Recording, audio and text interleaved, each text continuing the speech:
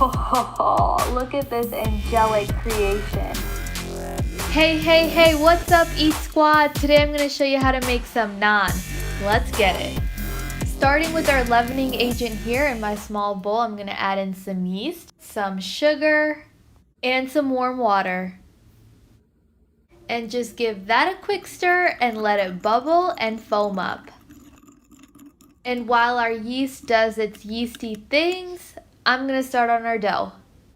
Our dry ingredients first, just some basic all-purpose flour or maida, a little bit of baking powder, and some salt. Give that a whisk so it's well mixed in, and then hit it with the wet. Some warm milk, some plain Greek yogurt, our proofed yeast, and some vegetable oil. And I'm just going to knead this into a soft ball.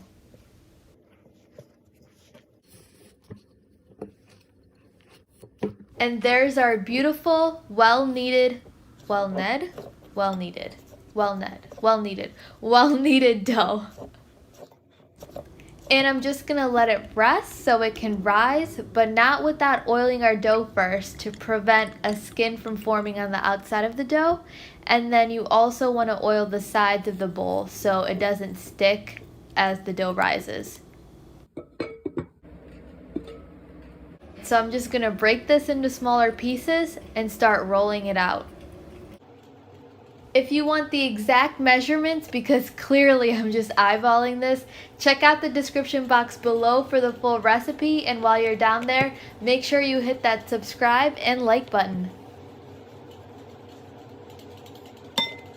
Okay, so to actually start cooking our naan, to a hot pan here, I'm going to add in some oil. And once that's hot, I'm going to drop in our naan. I know you're going to be so tempted to touch it, to move it, to flip it, but you gotta give it some space. Let the naan just naan it out. What we're looking for are these nice bubbles. Oh yeah, there we go. What a beauty. Once the naan is cooked, you can top it however you want. If you just want some plain naan, you're good to go at this point. But I want some butter naan, so I melted some butter, added in some cilantro, and I'm just generously spreading this around. Just gonna top it off with some sesame seeds. I also want some garlic naan, so I'm just brushing this with some melted butter, chopped cilantro, and crushed garlic, and then just sprinkle on some Kalonji seeds. And there you have it, folks, plain butter and garlic naan.